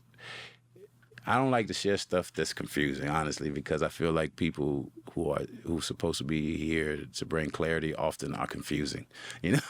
And I just want to ground a message that makes sense. So even with all the mystical stuff, like to me, is treat each other better, and this planet will be better. I don't care how mystical you are. If we treated each other better, this planet would be better. Okay, but when I came back and I was I said to the lady, "Are you okay?" I spoke to the people. I asked the guy if he was okay. I leaned back and I was exhausted, and there was a face, like this guy's face was like literally this close to me. And I did like that, like to kind of look at him. And his eyes got really big. As a white guy that looked like Shaggy from Scooby-Doo. And I don't know if he was a real person or a spirit. Like to this day, I don't know. But he looked at me and his eyes was really big. And he said, "What did you see?" And I looked at him and I made my eyes big because I couldn't explain everything. So I made my eyes really big like his and I said, "Blackness." And that was so funny to me. Even after dying, I thought that was so funny. Like I was like, I'm already being an asshole again. I'm back. But that was funny. But I don't know if he was a real person or not. And after that, I think I just fell asleep. It was over, and that was the end. And then there's some sort of recuperative process by which they have to repair something or like make you not dead anymore, in terms of like, was there any procedure they did on your heart at that time? Well, when I came in, they thought it was blockages. So they put stents in two valves. They put two stents in, and they were trying to put a third stent in, but they couldn't because the valve was ripped all to pieces. And so I have two stents, and I think they pulled the third one out. Well, even if they didn't, the surgery replaced the valve with a pig valve. Yeah. Yeah. The option was a pig valve or a mechanical valve. And with the mechanical valve, you have to take a blood thinner for the rest of your life. I already had a bad experience with a blood thinner. I was taking a blood thinner for hypertension for some reason. Yeah. And then I poked myself with a glass that broke, and the blood shot to the Oh my God. to the ceiling of my house. And I was like, I'm not taking blood thinners anymore. Yeah. So they put a pig valve in. Pig valve. And put your heart back together. Yeah. And then what is the process by which you start trying to make sense of what your experience was when you died? I had to go back to work, so I didn't really have time to integrate. When did you go back to work after dying? As soon as I could. I would say a few days after got home, a week after I got home, I was driving. Everything still hurt. My chest hurt bad. I ain't gonna say a week. It took a long time for me but it was very fast that I felt comfortable enough to move. But the pain initially was so extreme. I didn't want to be alive. Like, I was like, why did they even save me? Like, why would you save somebody? And they had the chest cracked open. Like, what is this? Why would you do this to me? Like, I wanted to go because I woke up one morning and I sneezed, and it literally felt like my whole chest just opened back up. And all I could do was wail. Like I every time I share this part of the story, I can get emotional because the wailing sounds like it didn't even come from me. It was like I was hearing it. Like, what is this sound? And it was the saddest sound ever. Yeah, and it hurt. What was it like? You had a son, a little boy. What was that like? And what Yeah. was your kind of orientation with what you had experienced and what you had to come back to? I didn't think I was going to live after the experience. So I was really, for a long time, my heart wasn't beating right. I felt like I had two hearts. It was the rhythm wasn't, it just wasn't rhythming. So I just knew that wasn't healthy, and I wasn't gonna live if it stayed that way. And so I didn't expect to live. And so I got a dog. I was sharing this story recently, and it was a pit bull. It got big, and my thought was, I'm gonna die, so maybe I can train this dog to be a protector of my son and his mother. And I was harsh, real harsh with the dog, because I wanted it to be as mean as I was and be a protector. And it's a pit bull. You don't really have to teach a pit bull to protect. And I was going overboard, and I felt horrible. And I sold the dog because I realized that it wasn't safe with me. It wasn't healthy for me, because I thought I was dying, and I wanted it to replace me. And that's not a healthy thing for a dog, you know. So this guy used to come by to cut grass with my neighbors, and he always loved the dog. Like, the dog loved him instantly. And I didn't want to let the dog go, but I felt like it needed to go to that guy, because I was not healthy. And mentally, spiritually, in any way, I wasn't healthy. Your boy was still young, so how long is it like this before you have some sort of cracking open where you're able to incorporate what happened when you died? It took me 3.5 years to talk about it. Wow. And for 3.5 years, it was just, I was probably more depressed. After heart surgery, the depression was so extreme. They told me that I would be depressed after heart surgery, but I had been depressed for 34 years. You know, I've been in an existential crisis for 34 years, since I drowned at age 6. I hated this place for 34 years, so there was nothing that he was saying that made me feel like depression was going to matter. But after the heart surgery, the depression was so extreme. And it took a long time for me even when I was angry, happiness, I didn't like happy people. I thought happiness was fake, because I'd never really felt happy in a way, any extended period of time. I mean, the town I'm from, Yanceyville, Caswell County, was the poorest county, so it was like I had never been happy. But what I did feel was my mom's love was safe. She loved me, and so for happiness, I stopped even caring about it. But I understood what love was, and I felt safe with love. And but I don't know, it's just the anger. I don't know, it blinded me. I couldn't see reality for what it was. All I could see was how I judged it, how it made me feel, you know. And after I detached from all of that, like, all I see is reality. Yeah, so what changed? Like, what happened after 3.5 years? I just Because shared also, it. I shared it. Got it. It was during COVID. It was 2021, during 2020, 2021. It was during COVID. And the Clubhouse app had come out, or had gotten popular. Yeah. So you die, you have this experience, you have this surgery, you come back, you're just holding all this in your soul? Trying to go work. And what did you think of that experience? You were just like what was the story you told? I'm not going to tell people about it, because I don't want people to think I'm crazy, you know. Yeah. I don't understand it, so I can't even talk about it in any kind of intelligible way. I didn't know what happened to me, you know. So it took me and my friend Zachariah. We've talked, you know. We take breaks, but we've talked almost every day for like 4 or 5 years, and we talked about everything: ancient Egyptian stuff, ancient Greek stuff. Did you meet him during COVID? On the Clubhouse app. Oh, wow. We both were sharing that we had these experiences. So you found this Clubhouse app, which we all kind of laughed about, because we're like, is this going to be a thing, right? But like, some of us tried it out. I love it. And I don't even use it as much now, because the environment has changed a lot. Sure. But I will always speak highly of Clubhouse. So you because started. I started sharing. So you started connecting, and that's the place you started sharing. Yeah, yeah. And people poured into me from all over the world. Shamans, Indian, like, mystics. Like, these people were like gurus who knew these ancient texts inside out. So when I said stuff, they would be like, oh, this is that. Oh, this is that. Oh, and I'm like, they blowing my mind, like, because everything that I was saying, they were able to explain it through the text that they knew. And so I started reading more Vedic texts and more Hindu texts and ancient Greek stuff, ancient Egyptian stuff, and everything that happened to me is there. Like everything.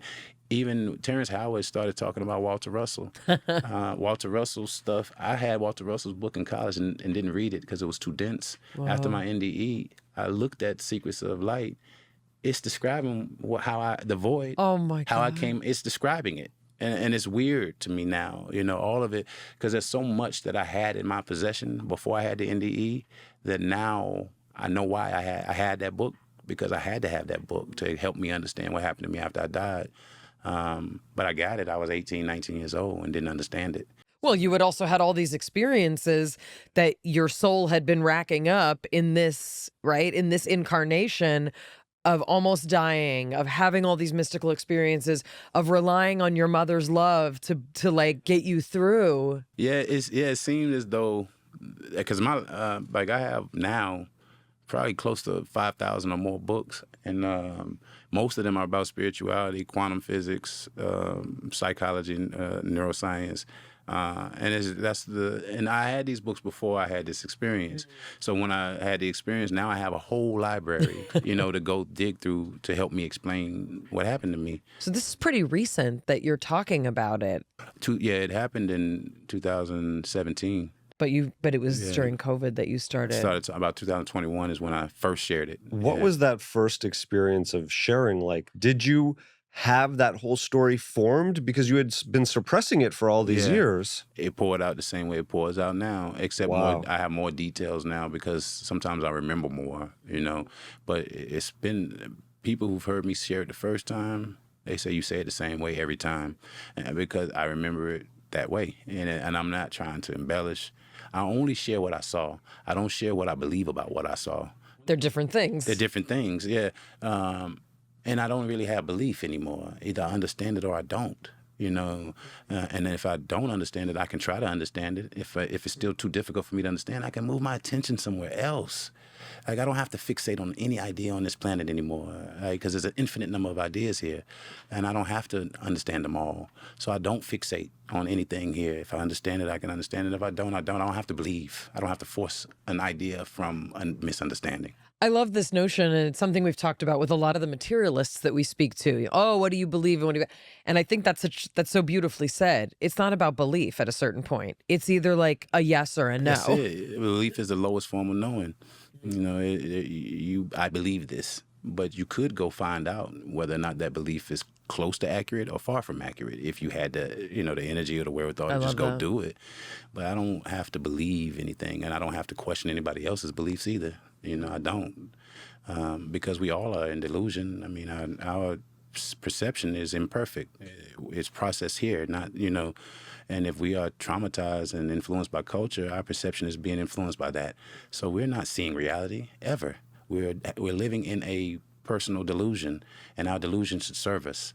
And so many of our delusions don't serve us, and I think that we should consider that. Some of the ideas that we entertain, they're anti-life, they're hopeless, and we don't have to entertain these ideas.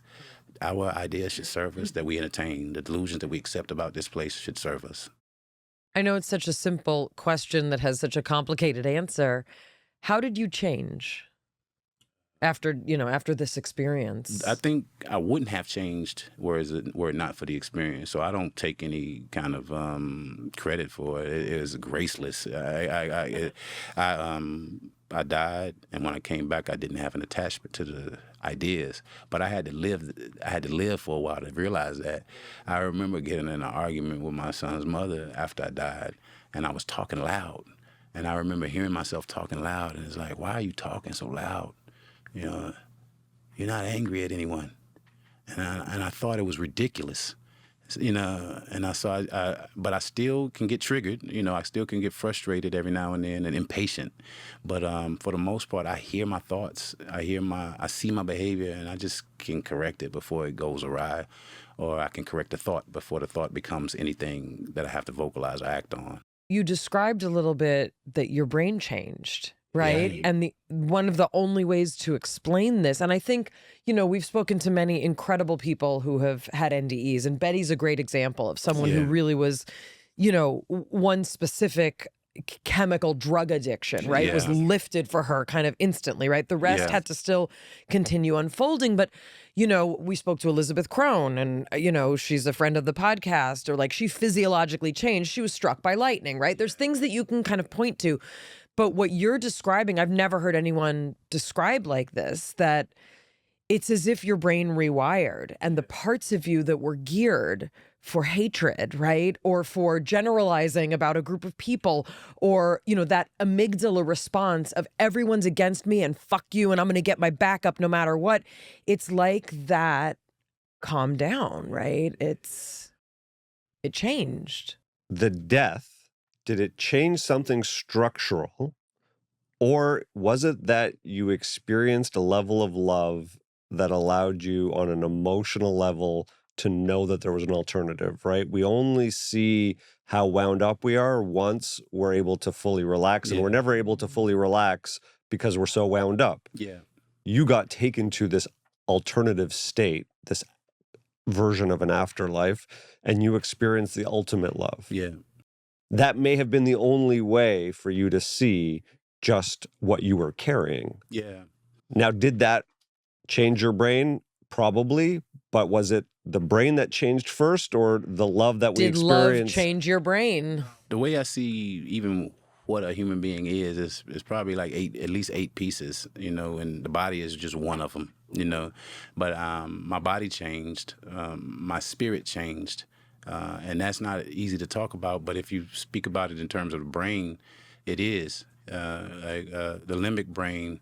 If it's extremely active, you're going to have a lot of fight or flight and anxiety and, bad storytelling, making up stuff about reality, lying on reality. That's going to be normal. So I know that that's where those things resides in the body. And analogically, that's your spirit. And there is no separating the body from these other concepts. It's just it's analogical. Everything is analogical in ancient thinking. And if it doesn't make sense from the nano to the cosmic, it's a human thought. It's a human idea that's made up. And there's nothing wrong with that, but our delusions should still be aligned with reality. And a lot of our delusions aren't aligned with reality, and that's when it creates problems in reality. You just defined God as everything or God as nothing, which you hear a lot in 12-step meetings, right? Yeah, I speak about that program so highly because I tell people that I've met who've gone through it, they speak my language. But that notion of like from the nano to the right, like Yeah. like if it doesn't make sense everywhere, it actually doesn't make sense. Yeah. Right. I never heard that from that, but I I do mean, have a just- deep it just amount of occurred to respect me. for that AA and Right. that whole orientation. It gives the person going through it Right. spiritual autonomy, Yeah. agency back, and that's what's necessary. It was like dying taught you how to stop hating everyone. Yeah. Right?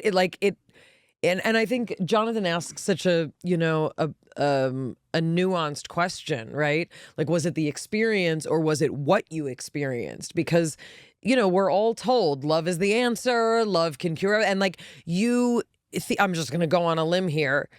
Whatever you want to call God, like you experienced God's love. You experienced a love that is outside of the physical being.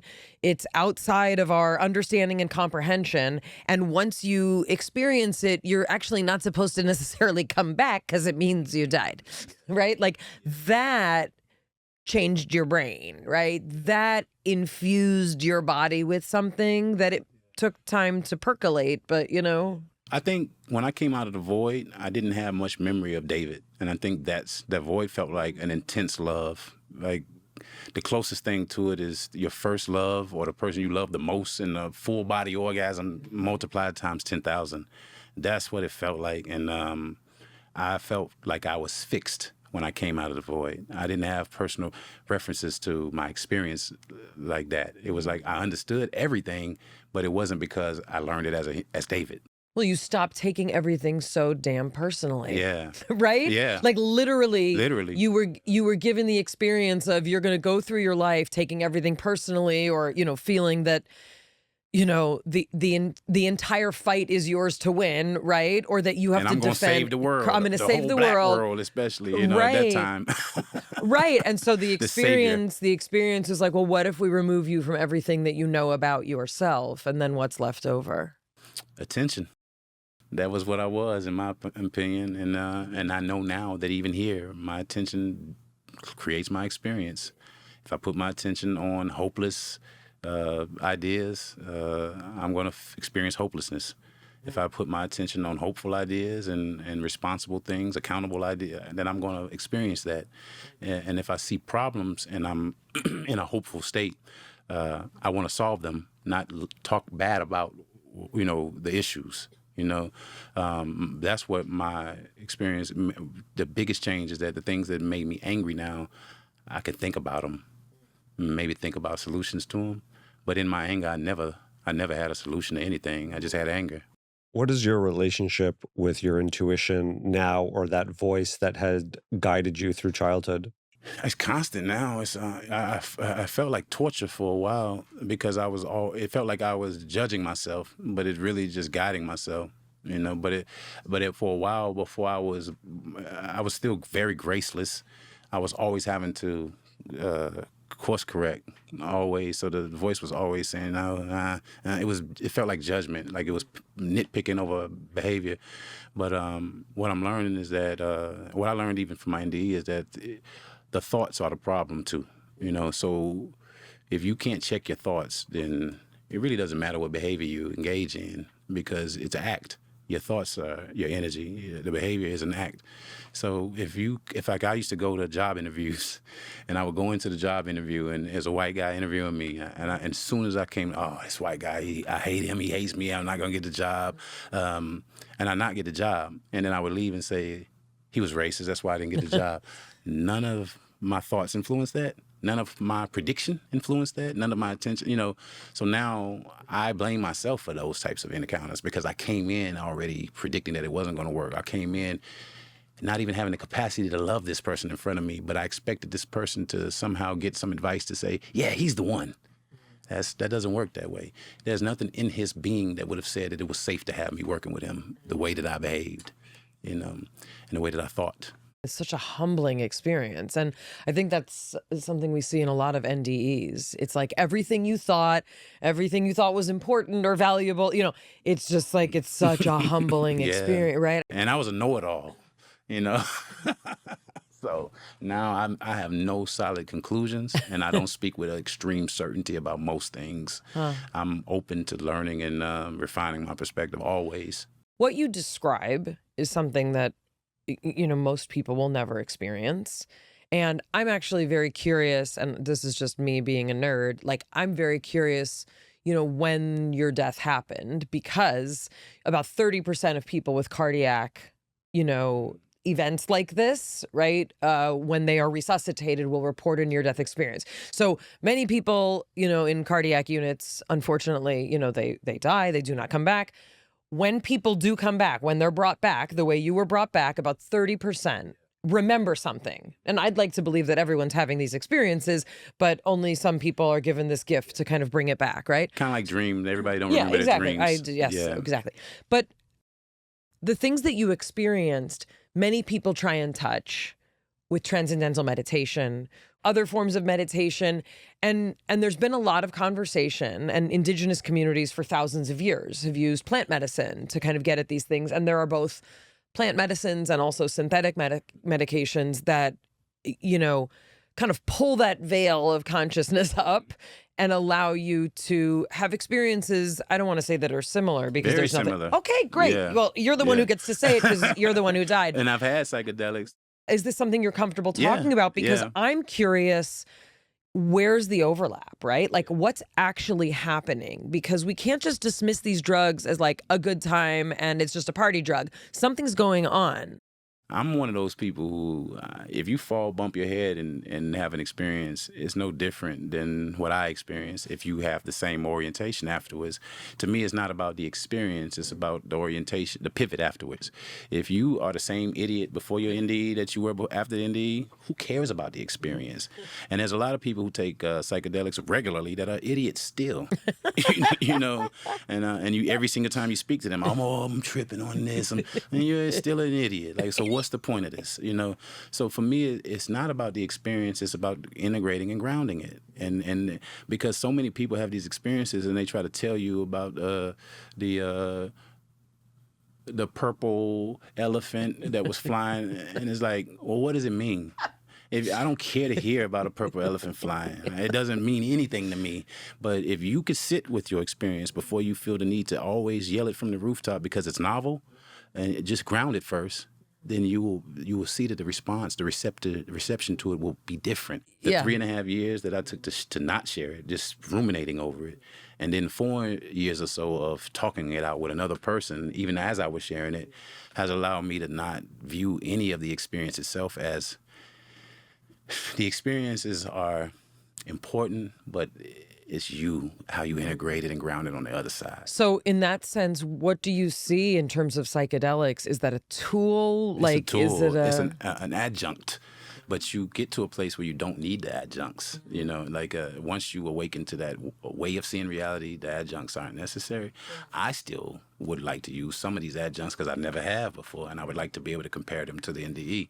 So I'm still going to try some more, Right. you know, just to even be able to speak about it, you know, and compare it, because that is a big question. We recently were talking about, some of the incredible research, with DMT, which is a very serious, very strong medication. I want to try it. Well, right, because what people report, and there's some very interesting studies, trying to get people who know nothing about the expectation of the study to describe what they're seeing, and you have all these independent reports of very specific images and imagery, which, is it the brain producing it, or is it really reality that we're peeking into? To me, like, the biggest difference between psychedelics and the NDE is every single time I've had psychedelics, mainly mushrooms, but I've done LSD, and I have a whole movie idea that came down and downloaded after that. It was weird, but I call it the curators. Huh. Yeah, but mushrooms, the visuals, I could see somebody, I've seen, when I had my NDE, there was moments of just really strange visuals, especially as I was dying. Like what? Just stuff not looking the way it looked when you were alive. Like it just kind of, I call it, I had to make myself remember stuff. Like I called it, whatever you're caught with, I said COTWF. Whatever you're caught with when you die is what you're going to experience in the transition. And caught with, to me, is the collapse of the wave function. So wherever it collapses, and whatever your awareness is in that moment, you're going to experience things from that angle, And so if you're angry, upset, and your wave function collapses, you're going to experience things as that energy, in my opinion. Same with NDEs, but with psychedelics, whatever you're caught with is stronger because it's still flowing through your body, and it's still real. When you leave the body, there's no anchor to the body, so you can leave those things, and you have the life review, and that looks different. I've seen people describe TV screens showing them their whole story. For me, it was I saw brief flashes of images, but it was mostly like a maybe 10-second, 5-7-second dump of energy to where I understood how I made people feel. One of the biggest things that the simplest way to describe it would just be lying, but telling people that you're going to do something and not doing it. I felt that I'd done that a lot. Agreed to do something and I didn't follow through, and I could feel the disappointment from people who I had agreed to do it with. You could feel other people's feelings. And debts. And it's not always money debts, but it is money debts. I thought about those people that I owed money to as I was leaving there, but it was also not just the money, it was the grace that they extended to me. I don't think I extended it back, you know? So the feeling of reciprocity wasn't there, and that person probably felt that, and I felt it in that moment. Yeah, I mean, it's definitely different than the other life reviews that we've heard about, but I'm thinking of even Betty. Betty was able to sort of actively experience the pain of the people she had hurt. She experienced her father's pain at leaving her, right? Like all these things. And, you know, it's almost like an emotional, you know, reconciliation, right? And that's what I view it as. I don't view the life review as something that you should take and be like, oh man, my life review showed me this. Oh man, no, this is the final time for you to detach from the things that you held your attention on so deeply in this experience. The life review is always going to be the things that your attention, that's stuck in your attention. Yeah. Always. Wow. Because if you were a Christian and you didn't worship Jesus, you wouldn't see Jesus all the time. There's a lot of people who also feel like if people see Jesus during NDEs, it's proof that Jesus is the true God, which, like, I don't have much attachment to truth in that sense, just because it's all one anyway. Yeah. But I have an extreme amount of respect for the idea of Jesus and Christianity, like deeply, you know, even from the point of seeing that energy in different forms in the past and loving them then, you know. So it's not a thing of me trying to question people's religion. It's just the way that we approach religion oftentimes is divisive and violent. And we've been killing ourselves, each other, over bad storytelling for far too long, you know. yeah. And these stories have origins, and it's not where we are with these stories. It's not where these stories began. And the killing each other over it doesn't make sense to me. You mentioned past lives. What's your current understanding of not just your past lives, but how the system is set up? Yeah, I think that there were coaches who they created reincarnation. They practiced practices that brought back certain types to keep society stable. You know, if a person performed well in this role, then let's bring them back and perform well in this role again. And I think that's what happened in ancient times. But there's no practice of reincarnation. There's no people calling certain spirits back anymore. And so it's willy-nilly now. So a pharaoh can be born in Norway. You know, Right. And but I do think that we come and we go. And most of the traditions, the ancient mystical parts of it spoke about. That's what it's speaking about. Becoming aware in this life that you're not a body, that you have the agency to come and go.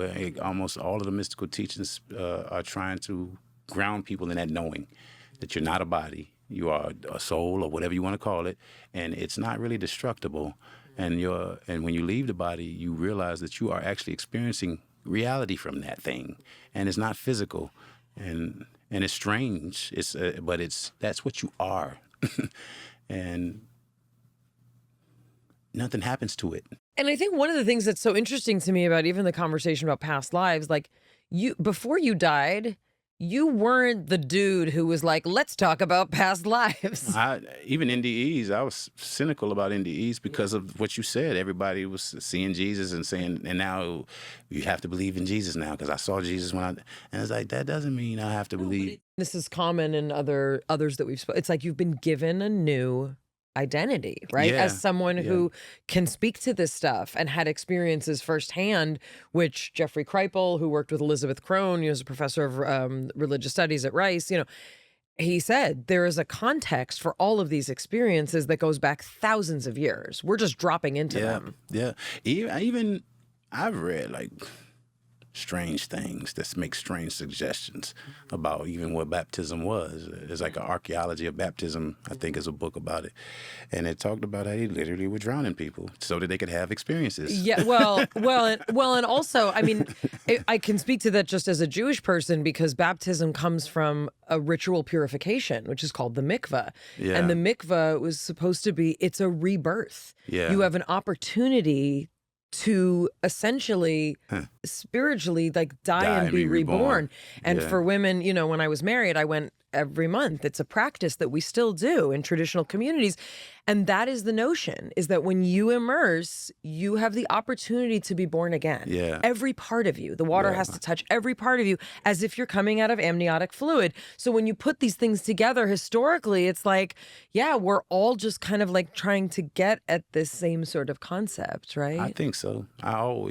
Now everything is one to me. I can hear somebody speaking about something that they think should contradict how I think. I'm like, no, I believe that too. I accept that as a possibility too. Like, all of it is possible. Because when I was out of my body, here's another thing I saw that I don't talk about much, is that at the back of space. Which already is an amazing phrase. Yeah. As far as I could see, it was like behind space was a grid. It was a grid, and I've mentioned it to an Indian. I call him a guru because he knows everything. Whoa, what kind of grid? I mean, I have an idea. He called it the web of Indra, but it just looked like a web, a grid. It looked like the framework upon which all of this was placed. So before my NDE, when people said matrix, this is a matrix, I would be like, yeah, you can't explain that though. So I don't really care what you say about it. It's just a bunch of, you watch the movie Matrix, now that word is stuck in your head. It was like a uniform grid? Because it was enveloping everything, it didn't look like perfectly shaped. It was like may have been some angle to it. Yeah. Well, it's going to bend. Yes, it was bending, but it was a grid. I mean, you know enough about physics. You're also describing sort of the way people, that we can lay out time and matter. And it's like, there's universal things that our brains can understand. As someone who thinks about tech, if this world was created and placed somehow, it needs to be placed somewhere. That grid is the thing that just keeps... It's like the Truman Show. Yeah. It's like the boundary of our existence, whereby the Earth prevents the Earth from drifting out slowly. It's the boundary of our consciousness. Yeah. Because there's something beyond us. I think you may have gone there. But meaning the grid is as much as we can understand, But right? even where I went, I feel like it's a part of the system. Yeah, exactly. Yeah. That grid is past where you went. Yeah.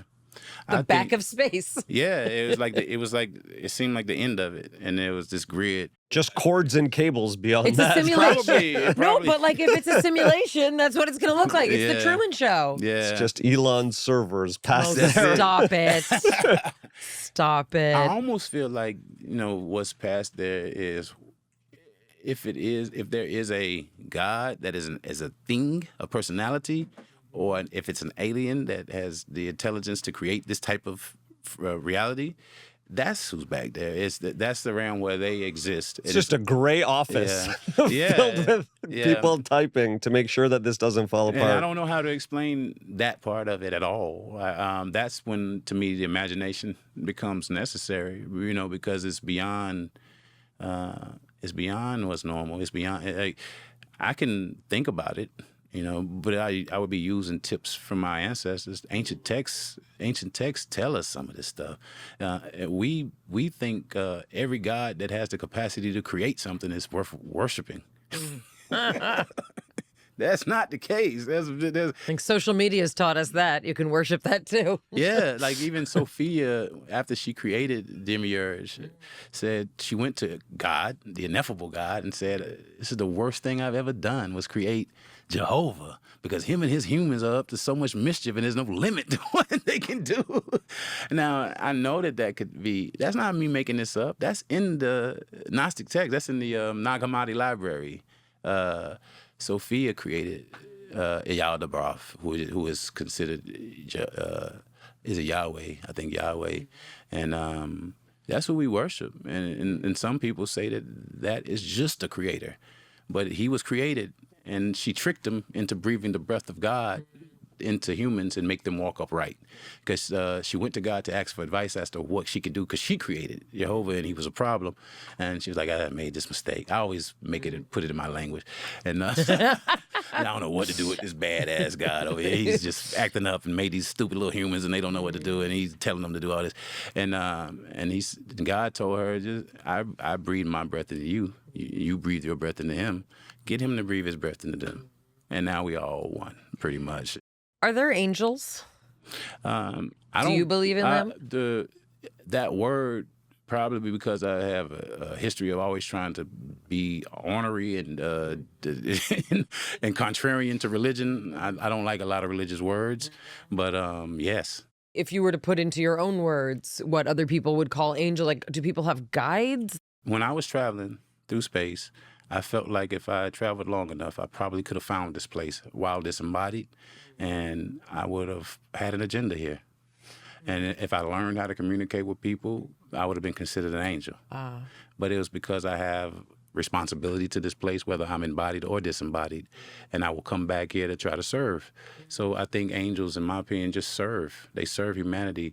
They might have an affinity to particular people because of anything. It could be literally that they inhabited a body that was related to this person at a different time, and now I'm going to come serve Right, you. because sometimes people There's will an say... affinity there. Yeah. And it could just be an energetic affinity, or it could be an experienced affinity, you know.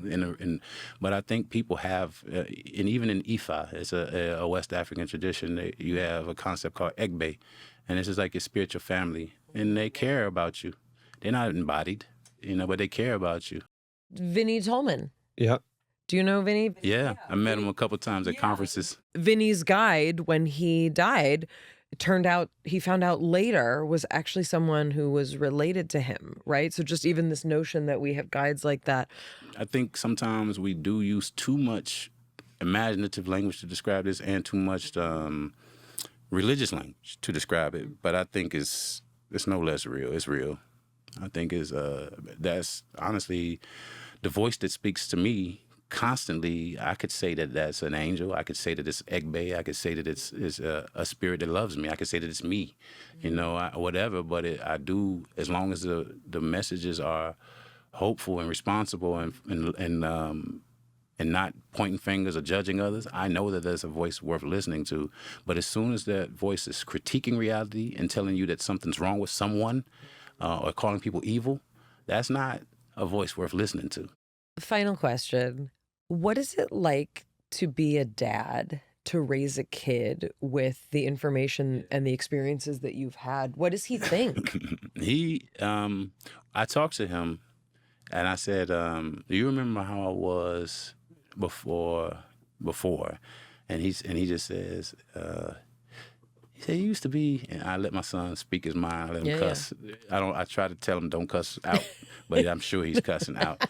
You know, but I said, he said, you used to be an asshole. And he was like 9 or 10 when he said this. He said, you used to be a real asshole. He said, you were mean. He said, you don't fuss that much anymore. He said, you're just calmer. And from him, that means the world to me. Now, what I want to do, when I think he's, and I inject little things here and there, I try to teach him without it being obvious that I'm trying to teach him. So I'm trying to help him see reality in a way that's healthy, without it being a philosophy. Mm-hmm. Is he dreamy like you were? I think he's more grounded than I am. I was in those clouds always. He's grounded. He's happy. And I love that because I was miserable. I was a depressed kid having an existential crisis, like asking about death, like scared of death at age 7, you know. And he's just happy. And to see him happy, it's like he's not like me. You know what I'm saying? And that is, I don't want him to grow up with the anger that I did, with very useless philosophies, you know, that single out one thing and act as though there's nothing else in existence. You know, like that's not healthy. And so he, to me, is he's well-rounded, he's intelligent, he's just turned 12 in March, right? But he's 5'8", like 180 pounds. Oh. He's a giant, and he says some people call him a gentle giant because he's not mean at all like I was. He's competitive, but he's happy, you know, and that for me to come from where I came from and have the disposition that I did, to have a child that is just happy, it means a lot to me. Like, that means It's a lot a great to gift. It's a great gift. David Williamson, this was absolutely unreal. You're absolutely unreal. Thank you so Thank much you. for sharing with us. Thank you. Thank y'all for having me. Of course. Yes.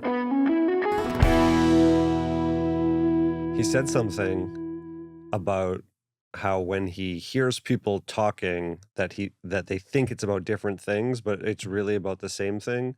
And we had a similar experience. It wasn't really philosophical per se, but I was talking about a deck. You were talking about a platform. We fought for weeks about this. And it was when we actually started to unpack it, we both were talking about a version of the same thing. Maybe there was a 15% difference, but it divided us. And I just thought we can continue to come together realizing that it's all the same. I think that sometimes you call rugs carpets and it confuses everyone. It's my Canadian upbringing. I don't know what happens in Canada, but sometimes words. We were actually, you know what? This is a good time to bring this up. We were watching something and you're like, it's a set. Oh, okay. I'm showing her the future of filmmaking. There's like these videos. I got sent it by a producer friend of mine, and it's an immersive sound stage where it's like, it's not even a green screen. It's like this amazing new technology. It looked like the Universal Studios tram ride with King Kong around you. Yeah. So you're in this like massive warehouse, and the guy's walking in the warehouse, and then it's an immersive environment. So the floor is a screen, the background is a screen, and you can create anything. So all of a sudden he's walking, and now he's in a desert, and it looks like a 3D environment. And then like a dinosaur comes in and like looks like it just goes right past his head. I don't spend any time in AI world. I barely spend any time on the internet looking at anything like visually interesting, innovative. Like, I watch my documentaries and I type things and I interact with you guys. I don't know what things look like these days. So Jonathan says to me, it's a screen. No, I say it's an immersive studio. It's immersive. No, you didn't use the word immersive. You were just like, oh, I said a digital studio. He said it's a digital studio, and I don't understand. I'm like, well, what do you mean? Where are we? And you're like, what don't you understand about digital studio? No, hold on. How could you not understand what I mean? Okay, and I'm like, I don't know what I'm looking at. So sometimes you ask me questions, and they are, I don't know what it is that you want me to explain. So it was very playful. You were like, what is that? I said, it's a digital studio. And you just kept saying those and words. You said, what? And so I wanted to see what part of that you were going to pick apart, or if you were going to ask me another question. I'm going to relate this to the episode in a second. What I'm looking for is you to say, like, that guy, like, how are they making those images appear on the wall? Like, where did the dinosaur come from? So I will answer that. I'll be like, oh, they create that in AI, and that's how, and everything's a screen. But what you say is, what is that again? And I say, digital studio. And then you say, what? And I say, digital studio. So this is just like communication 101. If someone doesn't understand something, it doesn't help for you to just repeat the same thing. Just ask a question. Okay. Don't just say what. The reason this relates to the episode is that when we kind of like looked into it deeper, there were some words missing that were helpful. Those were immersive, digital studio. There's just one extra word I added. And you still said, what? The reason it relates to this episode, though, is, you know, it depends on how you look at things, right? And Sophia breathed breath into humans, and then we stopped understanding each other, and we're up to mischief. That's I mean, this is really, you know, a very, very unique NDE in that it encompassed so many other of the NDEs that felt so unique, right? His experience, his understanding, and in particular, the exploration he's done after, I think, I don't know, just feels like it ties together so many of the other themes that, you know, keep coming up for us here. One of the things we didn't get to speak about as much was a lot of the physiological challenges that actually David continues to experience. And we actually have a link. There's Yeah, there's actually a place where you can learn more about what he's been going through and be part of that if you would like to. So we'll include that link as well. Really, really such a phenomenal conversation. Just really feel so blessed to get to meet David Williamson. So please join us on Substack. We know there'll be a lot of conversation about this episode, and there's content there that you can't get anywhere else. So head over to bialikbreakdown.substack.com. And from our breakdown to the one we hope you never have, we will see you next time. It's Mayim Bialik's breakdown. She's gonna break it down for you. She's got a neuroscience PhD or two. One fiction, and now she's gonna break down